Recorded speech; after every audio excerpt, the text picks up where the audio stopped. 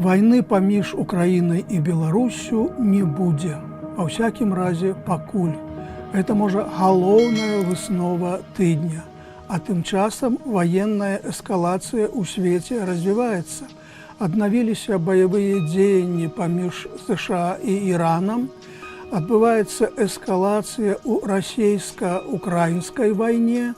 Амаль праз дзень Расія атакуе ракетамі Кіеў і адначасова украінскія дроны амаль праз дзень разбураюць чарговы стратэгічны аб'ект на тэрыторыі Расіі, перш нафтаперапрацоўчыя заводы. Чаго чакаць Беларусі пасля шэрагу ультыматуму з боку Украіны? Сапраўды, апошнім часам было шмат размоваў пра тое, што магчымыя некія ваенныя сілавыя дзеянні паміж Беларусі і Украінай. Ці то Расія будзе выкарыстоўваць тэрыторыю Беларусі для нападу на Украіну, ці то беларускае войска плануе некі напад на Украіну, ці то сама Украіна пачне абстрэл нейкіх аб'ектаў на тэрыторыі Беларусі з дапамогай дронаў. Такіх меркаванняў, такіх прагнозаў было вельмі шмат, але гэтым тыднем міралюбівы тон быў і з боку афіцыйных асобаў і Украіны, і Беларусі. Прэзідэнт Украіны Владзімір Зеленскі сказаў, што у Александра Лукашэнкі больш здаровага сэнсу, чым у Владзіміра Пуціна, і наўрад ці яму патрэбна нейкае абвастрэнне. Кіраўнік офісу прэзідэнта Украіны Кірыл Буданаў таксама адзначыў, што няма нейкіх сур'ёзных прыкметаў таго, што Беларусь збіраецца атакаваць Украіну. Лукашенко почув наші застереження, да, судячи по всьому? Судячи з всього, почув, але в принципі я більш спокійно відношуся до питання Білорусі. І не треба нам робити ще одного ворога. Мати ще одного ворога і ще одну зону бойових дій нам точно не вигідно. Те, що вони нас почули, це дуже правильний крок. І спынення дзеянняў тых злачасных рэтранслятораў, яно адбылося ціха, спакойна, праўда, незразумела, якім чынам яны спынілі сваю дзейнасць, тым не менш, гэты чыннік перастаў быць некім фактарам для абвастрэння. Гэтым тыднем адбыўся двухдзённы візіт прэзідэнта Узбекістана Шавката Мірзаёева ў Беларусь. Гэта планавы візіт, афіцыйны візіт у адказ на візіт Александра Лукашэнкі ў 2024 годзе. У чым асаблівасць адносін Беларусі і Узбекістана? Адносіны Беларусі і Узбекістана шматгранныя, і ў іх шмат цікавых нюансаў і паваротаў. Найперш, у Лукашэнкі ёсць такі сентымент адносна краін і адносна кіраўнікоў постсавецкай прасторы. Ён заўсёды з большай ахвотай і ездзіць у гэтыя краіны і прымае кіраўнікоў у сябе. Што тычыцца адносін з Узбекістанам, то тут важна падкрэсліць вось што. Гэтыя адносіны з'яўляюцца вельмі добрай ілюстрацыяй да таго, што адносіны паміж аўтарытарнымі краінамі з недэмакратычнымі рэжымамі вельмі шмат залежыць ад адносін паміж лідарамі. Вось у Александра Лукашэнкі не склаліся адносіны з былым прэзідэнтам Узбекістана Кірымавым. Справа дайшла да таго, што нават амбасады Узбекістана ў Беларусі не было да 2018 году. І адносіны развіваліся слаба, і фактычна узбекскі прэзідэнт ні разу не прыязджаў у Беларусь з афіцыйным візітам толькі на нейкія саміты нейкіх інтэграцыйных аб'яднанняў. Лукашенко там быў толькі ў 1994 годзе, у пачатку сваёй прэзідэнцкай дзейнасці. І толькі пасля смерці Керымова, калі на пасаду прэзідэнта Узбекістана заступіў Мірзаёеў, адносіны сталі развівацца і даволі паспяхова. Склаліся добрыя адносіны паміж лідарамі двух краінаў, і гэта вельмі моцна паўплывала на, скажем, эканамічнае дачыненне. Чаму я на гэта звяртаю ўвагу? Таму што звычайна і візіты Лукашэнкі ў нейкія краіны, і візіты лідараў іншых краін у Менск мала ўплываюць на эканамічныя адносіны. А вось у гэтым выпадку ўсё якраз наадварот. За 10 гадоў, падчас якіх новым кіраўніком Узбекістана стаў Мірзаёеў, гандлёвы абарот паміж Беларусію і Узбекістанам вырас у 13 разоў.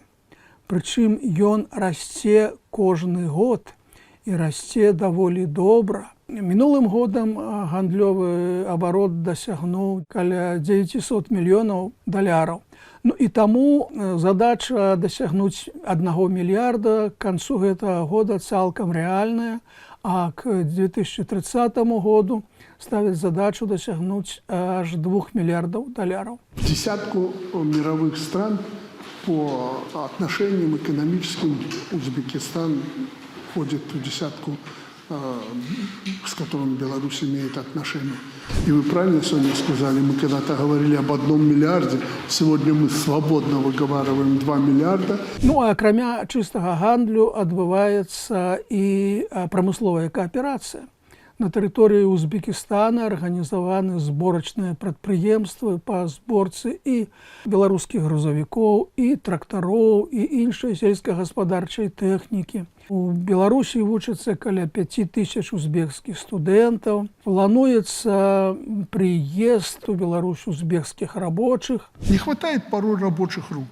Так мы мечтали бы, чтобы узбекские, именно узбекские люди семьями приезжали в Беларусь, поселились здесь. Варта адзначыць, што падчас перамоваў не гучалі антызаходнія заявы нейкія, і гэта зразумела, бо Узбекістан спрабуе развіваць добрыя адносіны і з Еўропай, і з Злучанымі Штатамі, і з Кітаем, і з іншымі краінамі.